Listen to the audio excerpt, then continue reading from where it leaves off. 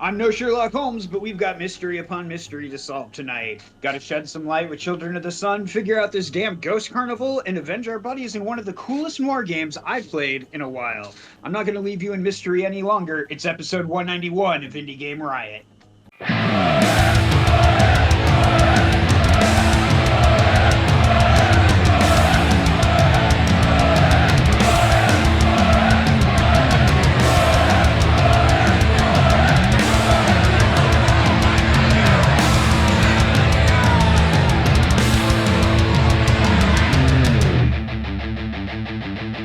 Indie Game Riot!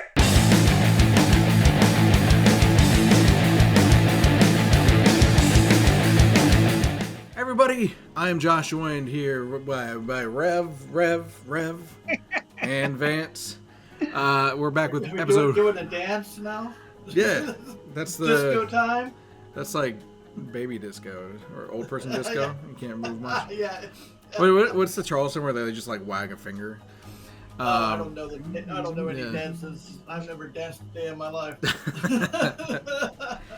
Yeah, you're on stage. You're a music person. Come on. Yeah, no, I mean I move to music when I'm playing instruments and singing, but I'm not doing a dance. I never. Dancing is relative. I don't.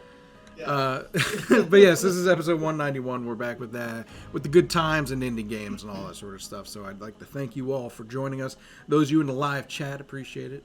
Those of you who are listening to this in the future to the edited version, I also appreciate you. How has things been? You guys, anything interesting? Any cool games that we're not talking about tonight that we should know about? Just a quick little mention. I can't mention them because they're eventually going to come out, and I swear to God we're going to talk about them, but I have found some of the coolest upcoming games, and I cannot wait for them to get at least into early access. It's driving me insane that they're currently not at least that point. Check out the Forever War, check out Untamed, and check out Angeline Era. Like I am so excited for these ones. And you added those to our links, right? I added those to the hey, we have to keep an eye on these because they're not coming out yet. All right. I remember one of those, but I wasn't sure. Vance, I know one thing for you. Yeah. I mentioned last time. Go with your game. Go ahead. Spread the word. Yeah. So you're mentioning what I posted in the Discord. Yeah. So Steam has, let me preface this with an explanation of what it is, because it's a pretty new feature on Steam that people may not be aware of. It hasn't been around that long. Steam now has built-in playtesting functionality where you can just decide to put a button on the Steam page and people sign up for playtests, and then I can go in and say, okay, let 25 random people have this game. And then go in later, okay, let 25 more random people have this game, right? And the idea is that you can kind of scale up so that you don't have a bunch of people coming in and breaking your game all at once and have a big mess on your hands, right? So there is now currently a button on the Artovia Steam page where you can sign up to be a playtester, and that will start this month. Sometime this month, the month of July, I'm going to start letting people into that playtest. Maybe earlier than later. It depends on how things are going, but definitely this month. So go on over to Artovia, ARTOVYA, on Steam and click that button to sign up as a playtester if that's the kind of thing that floats your boat. Or if you would rather just wait until it comes out and play it, that is understandable.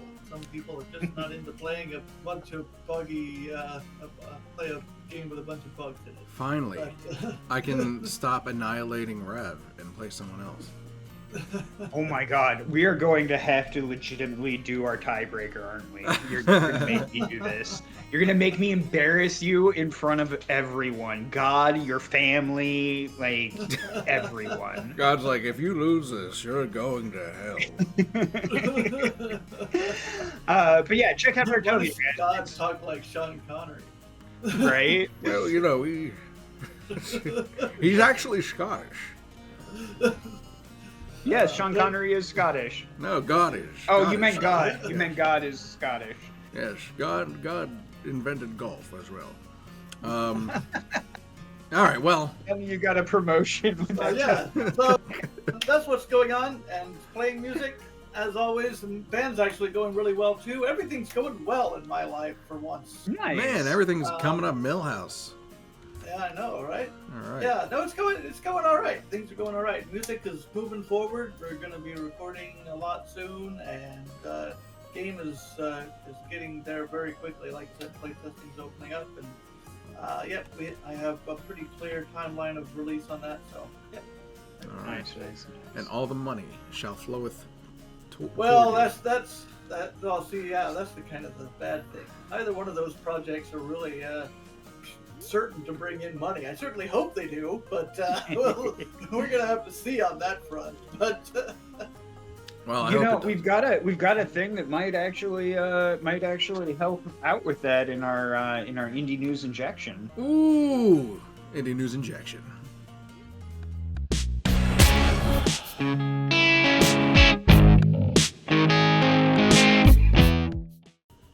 This week on Indie News Injection, we're going to be talking some business. It's kind of the trend lately.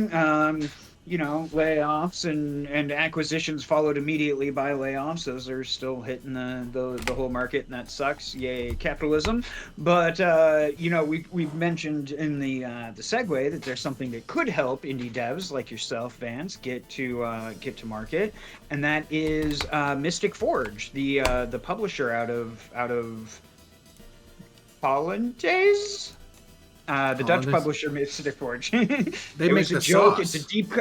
It's a deep cut reference. If you are familiar with pure ownage and you don't get that, you're dead to me. But Dutch publisher Mystic Forge raised like $2.1 million to help indies, specifically in the strategy and simulation and RPG for PC, come out to market. I don't know how they got it. It was just a several investors that Mafia that put together. Yeah, it was like Fours Ventures Services in Rom Utrecht region. Maybe it's like an angel investor. Maybe. Venture partner Eric Depivin added that the investments can help revitalize a publishing market that is calling out for change.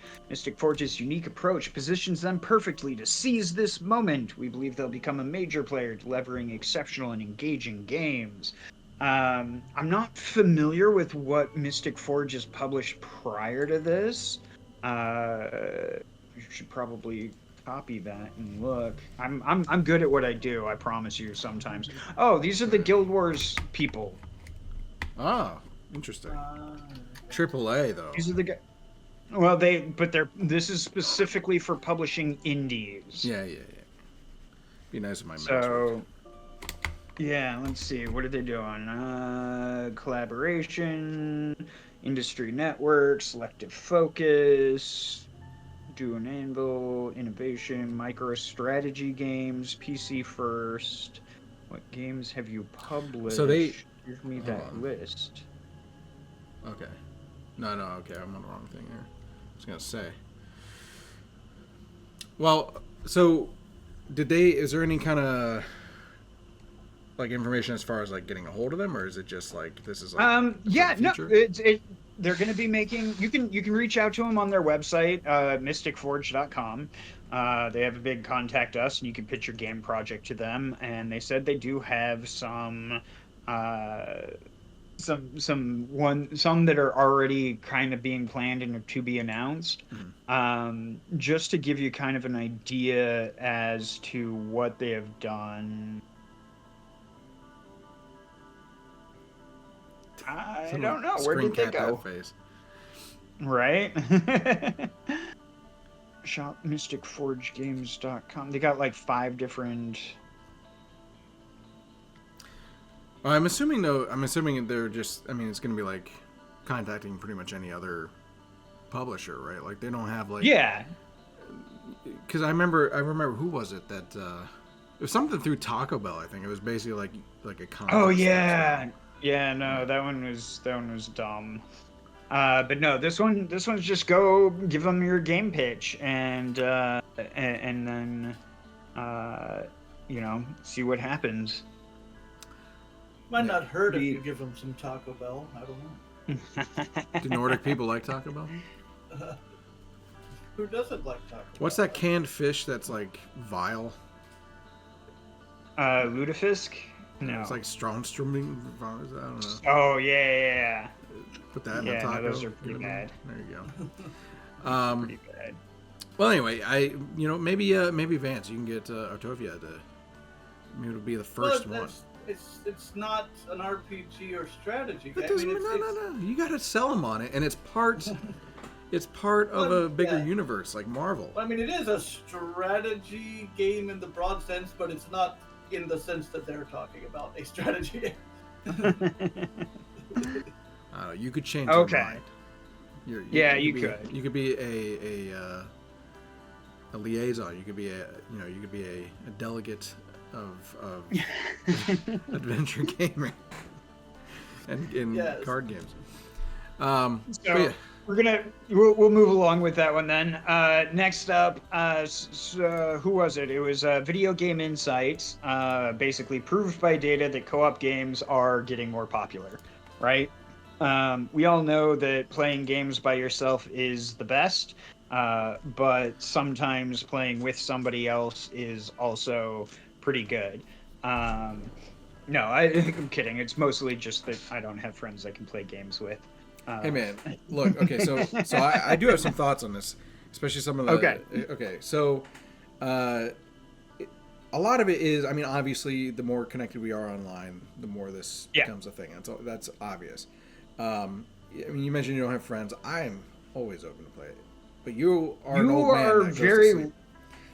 Right. Exactly. Our schedule does not really line up. No, I mean, like, for me, it's more of a matter of like finding the time with everybody's schedules and getting on a consistent thing and being able to do it. Like, you can't playing co-op nowadays, despite the fact that there is no more couch co-op outside of very rare exceptions, is weirdly harder to do than it was when all we had was couch co-op. You know, like the GoldenEye and the Halo and the part of it is the fact that as we were growing up, that was all that was available, and that was, you'd go over to people's houses to do that. Yeah. You know what I mean? So, I mean, there was, and the internet was like, the most you could co-op online on the internet was, what the fuck was that? Multiplayer games. Those, those flash sites and stuff. Yeah. Yeah. Like, there were ways to do it, but, like, and like, that's fine. Penguin Club, there you go. Like, there were MMOs and stuff like that. Like, I'm not knocking on that sort of thing, but there is an element of like nostalgia for me, where it's like able to just jump on and we're both playing. My partner and I actually play one of the games that is listed as one of the most popular games by the population in sale. We play Helldivers 2 on the PS5. She has her TV set up, and I have my TV set up, and we both have our PS5s, and we'll sometimes jump in and run some missions together. I forget, is that is that crossplay? I forget if we talked about that. I believe it's crossplay, yeah. Because I will play that. I haven't played that in a while. What I have played though recently, because you see content warning there, and a lot of this too, and that was what I was going to mention, is that obviously the connectivity with the internet is a big part of it, but also YouTube getting those views, because a lot of these games, like content warning, I see that listed there, is just all for clips, like the ridiculous clips that happen throughout that game. Like, they're fun, but there's always those like moments in the game that are just like YouTube gold. They're gold. The bait for people to watch, and that's a big part of it. And YouTube, much like it did with horror games like Amnesia back in like 2010, is doing this with these co-op games too. So to give an example of that, I was recently playing Chained Together. Have you seen that? Okay. Do you remember Bennett Foddy getting over it? Yeah. Okay, it's that similar concept where you're just climbing up this ridiculous pile of whatever the fuck, but you're chained. You're trying to climb out of hell in this game, and you're chained to however many other people that you're playing with. In my case, it was 2 other people, so the 3 of us were like chain ganged, trying to get up this thing. And that's cool. And then that obviously creates these moments of ridiculousness because you're trying to work together, but sometimes it doesn't work out, and then you fall. So not only are you getting those funny moments, but then people like me, at least, rage, which is also for views. So that's where a lot of this is coming from. It's between, it's those types of games, or games like Power World. Helldivers honestly has those moments too, because it's cool and fun, but there's those moments you're just like ridiculous. How did this happen? Starship Troopers type shit. So well, and like YouTube strikes again. It's actually. Yeah, they're talking about, because it's very data driven, their original analysis. In 2018, there were 383 games that were released on Steam that were 2 to 4 player co-op as a core mechanic. That has increased by 108.6%. For 2023, there were just under 800 games. And it's literally 43% of all games sold on Steam in 2020 were co-op, and like they were 6.6% of the games released that year, but were 43%. For last year, because you want to do it in total years, co-op is again 6% of the total Steam releases, but 36% of games sold. And it's kind of interesting where it's like how many of each, like of all of the co-op games that are present, how it's kind of divvied up. The top 3, or the top 4 rather, there is such a marked split between them, right? So you have Pal World accounts for almost 50% of all co-op games sold. Just over 19 million copies of this sold on Steam. And then you have Helldivers that accounts for like just under 30% at 11.5 million. That actually sounds low to me. I'm surprised I feel like that would have beaten Pal World. You would think that, but it was also available on PlayStation, and I don't own it on PC because we've got 2 copies of it on PlayStation.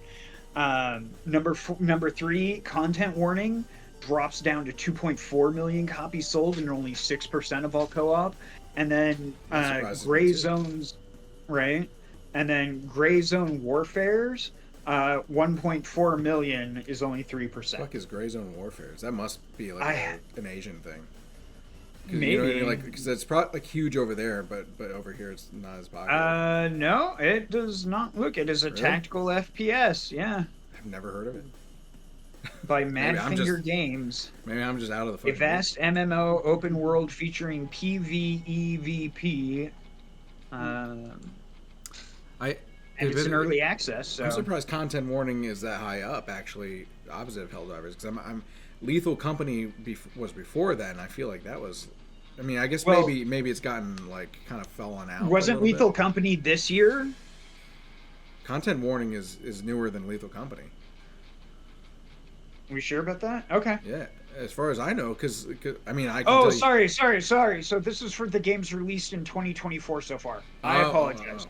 I apologize. Of the games currently released in 2024, Pal World accounts for 46%, Helldivers 2 at 28%, Content Warning at 6%, and Gray Zone Warfare's 3%. That makes more sense. Okay, I apologize. You miss a line in the document, and it goes along. Go ahead. It doesn't sound like great news, though, to me, because you've got like 5 games that are selling, and then everybody else's games aren't. at tier, yeah. No, that's a fair call. But this is specifically looking at co-op, and co-op games tend to be relatively fewer in terms of like regular games, right? And wait, like it is according to the data analysis, Less saturation. Yeah, there's less of a saturation in the ones that really shine. Uh, according to the analysis, games that have co-op elements tend to surpass those that are single player only, and it's just a tend to kind of thing, right? A co-op game, like on average, would sell maybe 40,000 copies on Steam versus 5,000 for a solo game. And the top 25% of cooperative games sell about 300,000 copies over the course of their lifetime. So, yeah, if you want to check that out, feel free to ask. I got the link to the actual study, the slide deck that they used for it. And we'll move right on to the last one, I guess. Yeah. Unless you guys had anything else. Well, I just want one thing, because Ian was talking about in chat about how these online games are kind of wiping out third spaces, as in, and by that he mean, I believe he means like bars or going to like your local game store or something like that. Yeah. That's what third spaces are. Yeah. So that is kind of an interesting thought, that how people are staying home more, especially, and then COVID happened, and now everyone is like, agoraphobic. So yeah. I kind of feel bad, because I like that. Those they're not wiping them out so much as those spaces are being wiped out in the online space. Sorry, there we go. And the online spaces like games and merge. Yeah, I mean, I feel bad because I like those atmospheres, and I think that's really I think they're becoming more niche. You know what I mean? Like it's people socialize online more often now, I would say, than in real life. But there are people that you can call really it like socializing. People like those really, those little microcosms. Like I like going to the game store and being around like-minded people and stuff like that. But maybe it's just more niche now. But it's definitely more niche. It's harder to keep those kind of things open and running. I've got a buddy of mine that. Yeah, I've got a buddy of mine that ran a comic book / game shop, and I spent days upon days there, and it is, he ended up closing down because despite the fact that we had a loyal grouping of people, and we would spend basically every dollar we had, it wasn't enough to even cover the rent and whatnot, and so. And we didn't have, the internet's been around since the early 90s, right? 1993, to be exact. And we didn't really have this problem until smartphone. The internet was also, it wasn't as good as it is now, sure, but I think the big problem isn't the internet, it is smartphones, because now people believe that their life is on the internet because it's with them all the time. When you have to go home and being on the computer is something that you decide to actively engage in, instead of just passively having a computer that is more powerful than any computer in the 90s ever was in your pocket. Yeah. No, I think that's a really good call out. I mean, the changeover of the lack of third spaces. That's a good call. I mean,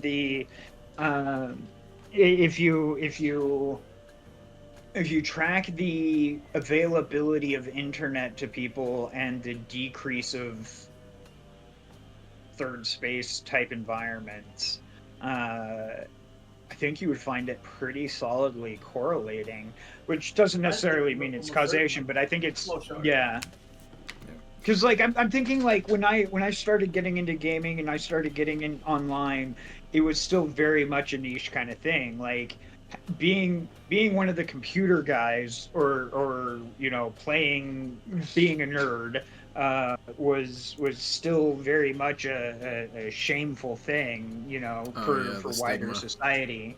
yeah, there was a very big stigma about, oh, it's the computer nerds are gonna go do their thing. We're gonna go do other stuff, and now everybody is a computer nerd in the sense that, Call of Duty exists and Well, games now are now nerd taking is up like that space. it's like nerd chic, right? Like It's new like, chic. Yeah. Yeah. So SAG-AFTRA. Yeah, I Oh, was you going got to more, say, Vance. speaking of paying rent, yeah, one last thing, and I'm going to try and hammer through it because there's not a whole lot to talk about.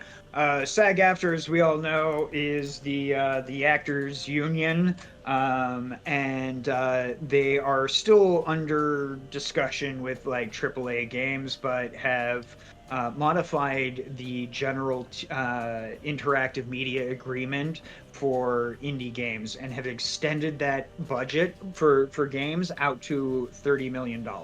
Originally, it was only between $250,000 and $15 million. If your game fell into a budget like that, then you would need to follow the interactive media agreement with SAG-AFTRA to have an actor for voice. There's AI protections and stuff like that, and compensation for digital replicas, all that fun jazz. But the big one is they've extended it for a projected budget to $15 to $30 million. So at $30 million, I'm starting to question if you're really indie, but like that's a debate we can have at other times. $30 million. Yeah. I know there's But, some rich I mean, indie devs, but I don't know if any. If you're spending $30 million on your game, you could probably afford to hire Samuel L. Jackson at, union rates. I don't know about that. Samuel L. Jackson probably demand like something ridiculous to be in the video. Yeah. He does that with his movies. He always has like some weird shit on his flyer. Like with Star Wars, he had to have the purple lightsaber. Voice work cost. How to hire Samuel L. Jackson for an event. Here you go. You put it in your thing. It looks like about $300,000 To have him do voice work? to have him speak. Yeah, to have him speak at an event. Oh yeah, that's different. That's very different. Yeah. Because I'm pretty sure, like for movies, that's like half his salary. So I feel like in video. That is nowhere near his salary for most movies. But what is union rates? SAG-AFTRA union rate. But that said, to your point, you have games that I would call AA. Like when Until Dawn came out. They had Hayden Panettiere or whatever her name is, and Rami. What's his name? Rami Malek. Yeah, Rami Malek. And they're like popular. Although at the time, I don't think Rami was as popular. But point is, they're still Hollywood celebrities. People knew who they were, and you can get people in your games, especially if they agree to it. I mean, hell, look at all the Sundance movies, and not that they have like incredibly low budgets, but compared to like big time Hollywood movies, they do, and they still, they can pull people that are just like interested in it, that said, but Samuel L. Jackson specifically, I doubt it. You don't give a shit. There's this adventure game. I can't remember the name of it right now, but it's some like piratey seafaring adventure game that came out some years back. And this small little indie adventure game studio got Tom Baker to frickin' be in the game. Yeah. So, it is doable. You never know. Yeah. If they believe in your vision, you could. So good job, SAG-AFTRA. This is one I'm not too angry about. So, I'm definitely a pro union type pro person. making money. But sometimes with SAG, it's elitist running what's supposed to be non-elitist. It's anyway. That said, but when they decide to get all screwy with us small little people, that's when it's a good time to start a riot.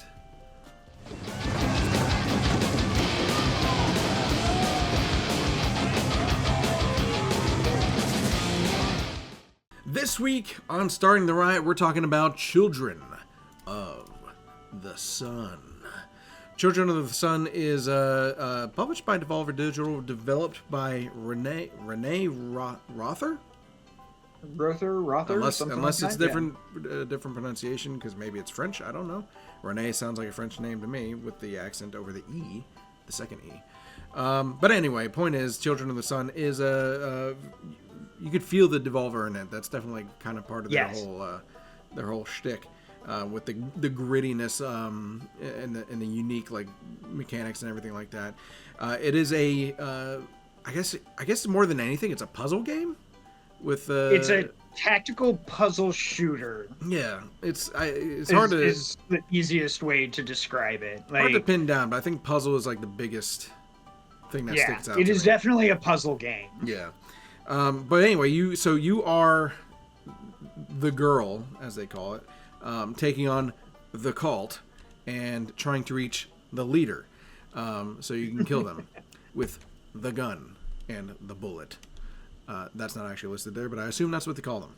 And also, like, we're not joking when we say the bullet, because there's only one per level. You get exactly one bullet, and like that is the coolest conceit in this, in my opinion. Is just how, like, that's where the puzzle comes from, right? You get one bullet, you shoot, it hits somebody, and from there you get to go to the next target. But that's this cool thing, because we're watching the gameplay footage now, and like part of the whole puzzle thing is you're seeing it right now. Obviously, this girl, or the girl, does not give a shit about killing animals like that. But throughout each level, you have to figure out a way to kill the people you are trying to kill. And I think actually in this particular level, she's like hunting or something like that. But point is that if there are, just to give an example, if there is a house, like a 2-story house, and there is someone on top and there's someone on the first floor, and then a bird flying out the window over here, you can't see me, but like to the right side of the house, you could feasibly hit the person on the second floor, turn your bullet, look at the bird outside, hit the bird, and then turn it around again and hit the person on the first floor. That's a very simple example, but that's kind of the deal that the game's going with. So apparently too, to maximize replayability, it's not just one solution in every level. There's a ton of ways to solve each level, as long as you can kill everyone that you are there to kill. This would make a really cool movie, I think, too. Like the idea, although it'd probably get fucked up by Hollywood. I rescind that statement. Yeah, I don't think it would be that good of a movie. I will say one of my favorite aspects to this is that it is entirely mouse controlled. You can play this one-handed, so if you're the type that needs to masturbate while shooting people in the head, like, you can do that. Who isn't? Finally, a game for exactly. But I really liked the drag mouse to the left to move left and to the right. Of course, I went there,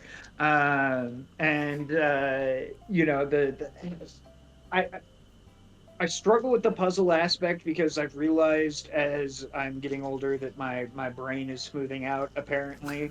I can't get past like the 6th level, I think, 5th level, something like that, relatively early on, and I'm just... It's okay if you need a walkthrough. I won't judge.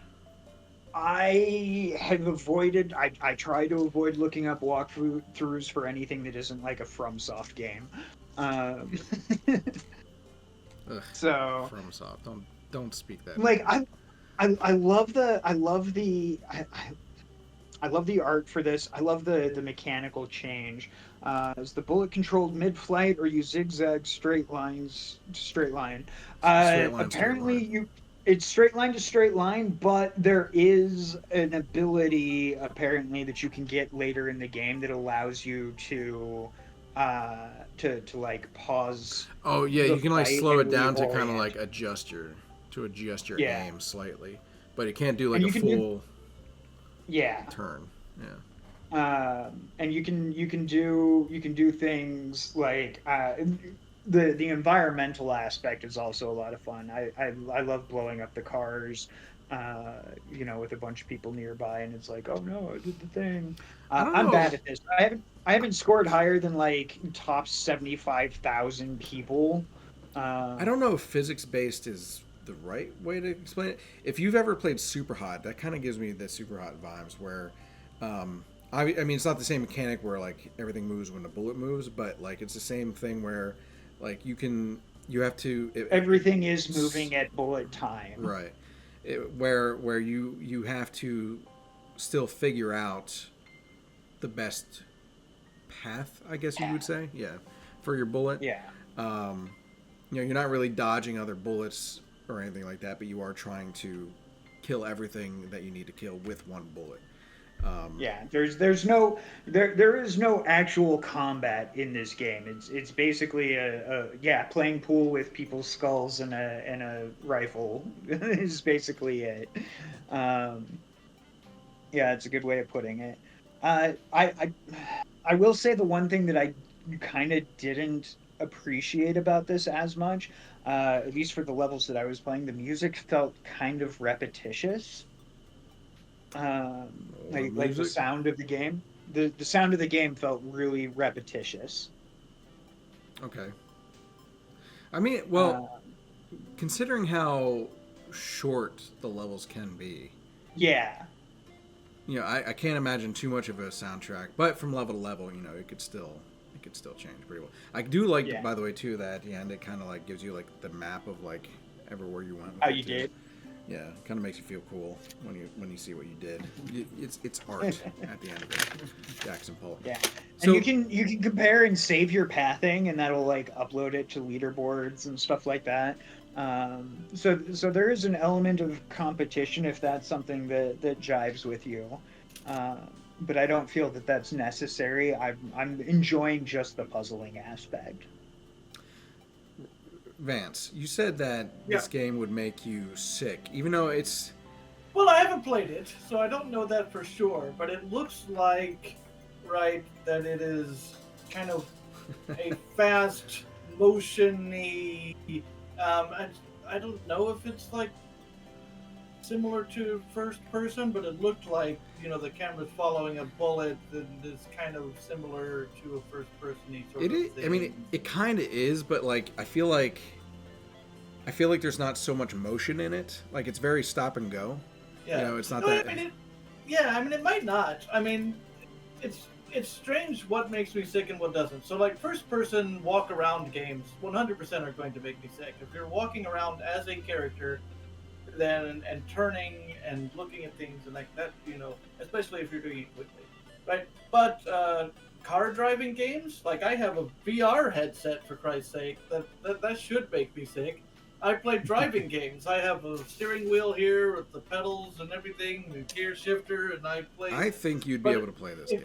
Yeah, if I'm in a car, my body knows what a car is. It understands that situation, but it doesn't understand walking. But it doesn't. It doesn't understand walking without the visual sensation of things passing you by. I got you.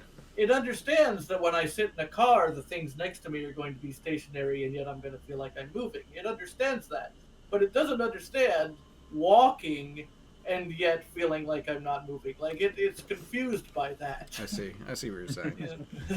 I do think you'd be able to play this game, though. I don't think it'll be quite... okay. That's quite possible. Yeah. Quite possible, yeah. And it looks like there's, little mini-games. She's, cleaning her rifle. I have not seen that, actually. I haven't gotten that far for sure. That's interesting. But anyway, any last words on Children of the Sun? It's currently on sale. Thank you. Yeah, it's currently on sale, and it is. I got to go back to the store page. $11.99 once you buy it. $11.99. Thank you. Normally $14.99, so it's 20% off at the moment. Yeah, it does have full controller support for Xbox and DualSense, English, French, German, Spanish, and Japanese, and a few other languages. Spanish. It's I really love the art style, I gotta say. It's kind of creepy. It is very creepy. her and her mask, and very uncanny. I found out you can take your mask off, and Ooh, is it a spoiler? No. Okay. No, it's just like a button in the game when you're doing the setup to tag everybody. You can just like do it, and she like lifts the mask up and rolls it up over her head, kind of thing. So yeah, no, check it out. $11.99, normally $14.99. It is a great game. Good job, Renee. Well, you know, Peep Show. At least it rhymes.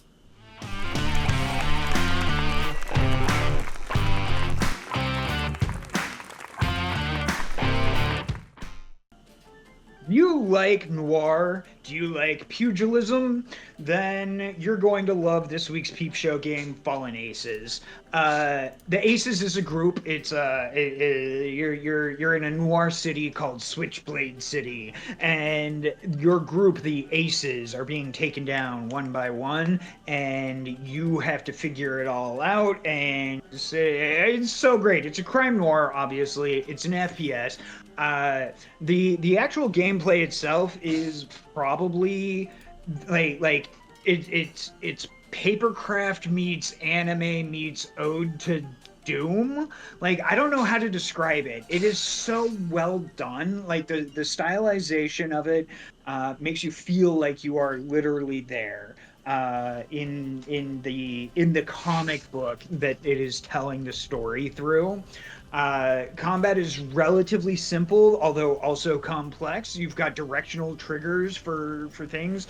The guy currently on screen is running around with a lead pipe kind of scenario, but if he ditches that or throws it at somebody, you start punching and press left as you punch, and you'll do a right hook and, the opposite, and an uppercut. It's really weirdly complex in this. There's a lot of puzzle. There's some backtracking. Yeah, karate chop, and if you've knocked them unconscious and you don't want to run the risk of somebody waking up again, you can stomp on their corpse and then they die. And it's like there are firearms in the game, but it is it is very limited in terms of your ammo. I played through the entire first section of the first. The available chapter, because this is an early access game, and only the first episode is out. But the first chapter, I think I found like 9 bullets total for a 38, and when you're done with that, you can use it as a club until its durability goes out, and then like it is cool. It is complex, and there's the platforming aspect, which I don't necessarily like as much, but it's simple enough that it's like, oh, how do I get past this place that is currently on fire? It's not like, oh, in my FPS. It's very limited, and it's not like super precise platforming. It's very forgiving. It's very forgiving. You've got the you've got parries and all of that. The amount of stuff that you can use and the secrets in this game, setting aside the mystery of who is killing your friends and whatnot. But you can tell just by looking at it, it takes a lot of its inspiration from like Doom and the original, like that kind of. Is it voxel? What is that called? Where it's like the items and objects are oriented to your perception and rotate with you. No, voxel is like Minecraft. Everything's black. Yeah. Oh, okay. But I know what you're talking about. So like, because like when they originally made Doom, it's technically a top-down 2D that they just like made. Yeah. Was that Doom or was that Quake? But they made it look like first person. It was very 3D. It was kind of cool. Sprite based. Yeah, that's a good way. But yeah, it's a lot of fun, and you're just going around trying to find secrets and like even stealth. You could go brutal up front, like haha, I'm going for it as much as you'd like. You've got armor and health mechanics. The one thing that I do wish was more available is your inventory. you only have 3 inventory spots.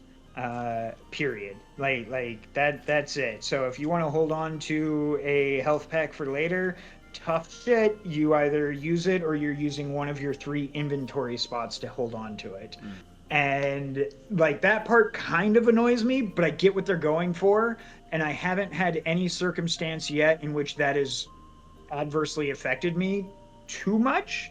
Yeah, and you got a stamina-based attack, and everything's got its durability, so you are going to be rotating through your inventory really quick. They do a good job. They do a good job of just speaking of like items and stuff like that, like of kind of making everything, even though it's like that low frame comic book feel.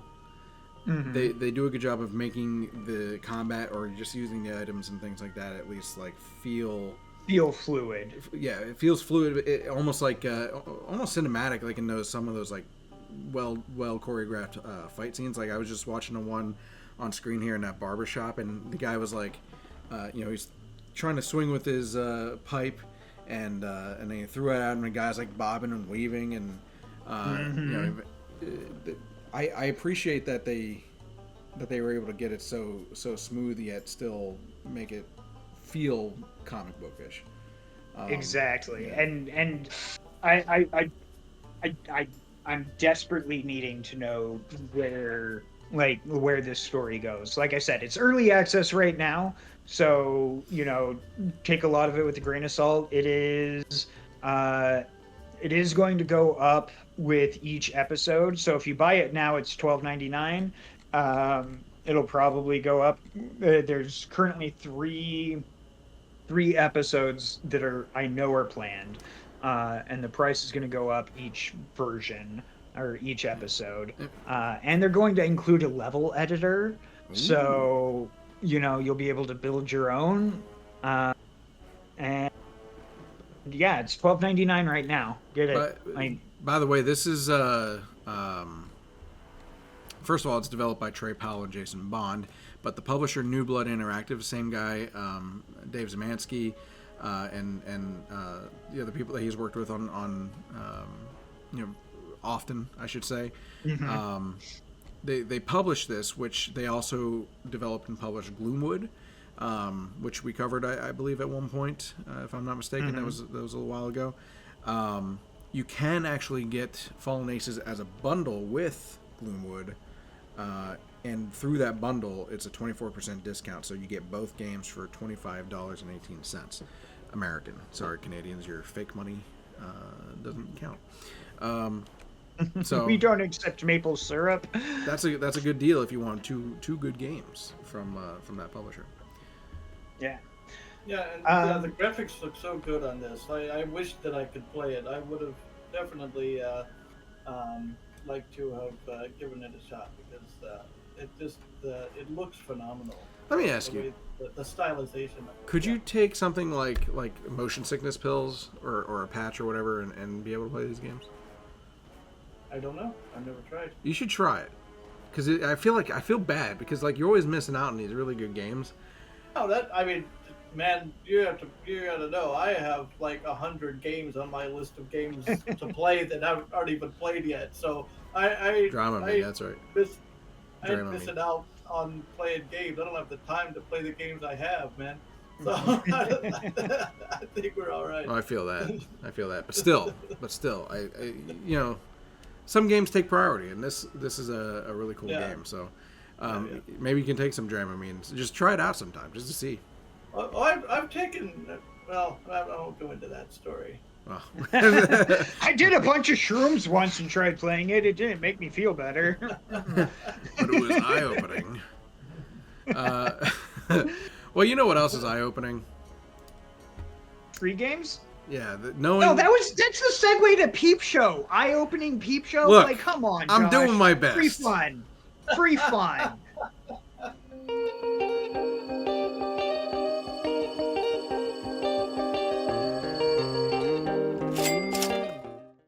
Today on Free Fun, we've got Billy Went to a Carnival. This game is about Billy, and he went to a carnival. He doesn't. He in fact does not necessarily need to be named Billy, which is an important point. I think the developers should fix the name of their game because you are allowed to name the character at the beginning. The name it gives you by default in the naming screen is Billy, but you can change it to whatever you want. So, random person goes to a carnival. Fuckface goes to a carnival. Yes, exactly. Art. No, you should see some of the names of the characters. You get to name every character you meet in this game, by the way. Every character you meet, when they introduce themselves, they say, "My name is," and then it pops up a screen for you to input their name. Ooh, So I like yeah, that. all of the characters in my game have socially unacceptable names, and Now I kind of want to see it. but no, it's pretty much gameplay wise a standard turn-based RPG, a la Final Fantasy, Dragon Quest, that sort of thing. You pick up a party of characters, much like in those games, and people join your party as you go along, and then you meet more and tougher enemies as you go along. There's an interesting. I don't think that this is a spoiler at all because it happens pretty damn early in the game. Is that there are these people, these kind of black market dealers scattered all over the game that just were like, "Hey, you want to cheat?" And sure. Like, here, have a bunch of money. Here, have a bunch of levels. Like, and you can just get anything from them. It's like, okay, now I'm way too high for this area that I'm in, and have way more money than I'll ever need because of these black market people all around.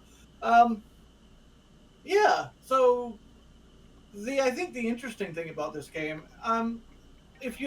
first of all, I mean, if you're into that sort of turn-based JRPG sort of style, then this is a game like that you would enjoy. And I think the thing that makes this game stand out from just being another bog standard one of those games is just the quirkiness of it, right? The people who join your party are not the types of people who generally join the parties in these types of games. Like, one's a balloon with a face. Nice. Yeah. Wait, what did you name your balloon? I forgot now. Aw. Ballinetta, is that the one? The No. balloon? Anyways, whatever. Oh, the I default. haven't gotten that far, so. There's a trapeze artist who has no arms. So yeah, that's just like a very, very quirky sort of sense of humor and world, despite the gameplay being just pretty standard fight things RPG sort of thing. I do like, I like how, like, instead of attack, it's violence, and then your move is fuck shit. Right. Yeah. Yeah. So one of the cool things that appealed to me about this game, I mean, aside from its general simplicity, it also goes by the name of Haunted Carnival, for reasons that are very obvious early on in the game. But this was this was a Game Jam game. It was made for the RPG Maker Horror Game Jam number 2. That went from February of this year to February 1st to March 12th. And was given Macabre Carnival with bonus as the theme, and then bonus challenges, masks and costumes, carnival games, dance macabre, meaning there are dancing skeletons in the game, and it plays really well, I think, for being something thrown together in about a month. I don't know if they might have updated it after the jam. A lot of people do that, so I'm not sure if the version that we played is the jam version or not. I don't have information on that. The one on did you play it in the browser or did you download it? I played it in the browser. I don't know about that one. I feel like the one that you download is probably the expanded version. I'm not sure about the one in the browser, to be honest with you. They probably expanded the one in the browser too. I mean, why wouldn't they? It's easy enough to do. If they're going to expand the download one. Yeah. I mean, well, I guess I don't know what the limitations are for the browser games on itch.io, but if there's like a size. For a game like this, that's not like some huge 3D game, I don't think that it would be an issue. I don't think. But anyway, yeah. But yeah, it's a fun little game for sure. Even though the premise is really, really stupid. So, you're like, hey, I heard this legend that there's a haunted carnival that shows up every 10 years, and if you run across it, then you never return, and they make you one of the dead among them. So let's go find it. Okay, well, either one of two things is going to happen. Either this legend is false, and then you're going to waste your time, or the legend is true, and that's going to be even worse. Classic white people, man. This is the worst idea anybody has ever had to do this. Well, free games can they have the flexibility to be stupid. Honestly, sometimes that's what you need. Sure. I mean, hell, we featured a game about penguins with machine guns. Thanks, Rev. I do my best for you guys. For you. Yes, that was the best Rev could muster. We're still questioning him, but it is. Anyway, so Billy went to a carnival on itch.io. Go check it out. And I don't know if there's actually if they have the setup for like. I did not see anything about donations. Yeah. So if there is a way to give him money, give him money. Otherwise, at least say thanks in the comments for making a cool free game. That said, this is the end of the show. And I'd like to once again thank everyone who showed up in chat. There's a bunch of new people that showed up and familiar faces as well. So thank you so much for stopping by. Of course, there is an edited version that will come out. And if you're listening to the edited version, you can always stop by the show. We are now doing the live shows Wednesdays at 9 p.m. Eastern time. If you're listening to the live show, check out the edited version. You get the bumpers and none of the Vance computer exploding. For people listening to the edited version, don't know what the hell is going on when I say that. But anyway, so thank you for that. If you'd like to help us out and you enjoy the show, you can do so financially by subbing on Twitch or going to Patreon, patreon.com/Indie Game Riot, and supporting us that way. If you don't want to or aren't able to do so financially, you can just do things like email us games to check out and news stories to read and people to interview, that sort of stuff, by emailing us to contact@indiegameriot.net. You can always talk to us and get a hold of us in other ways too, like on Twitter @IndieGameRiot, or on Discord. That's the best way to get a hold of us directly because we're always there. At least one of us is. So you can always, just tag us on Discord in the links below the description for that. Ooh, anything else I should mention? I think I got it. I think we have to thank a couple of our... Oh, yeah, thank you. Yes, thank you. Speaking of Patreon from earlier, Preposterone and Discreet Infinity, thank you so much for your support via Patreon as well. I do appreciate it. Anyway, any last words, gentlemen? Moneynetwork.com is in my unemployment paperwork. Thank you. Just FYI. Wise words. Wise words. I'm adding your knowledge. All right. I concur. Say your goodbyes. All right. Have a good one, folks. See ya.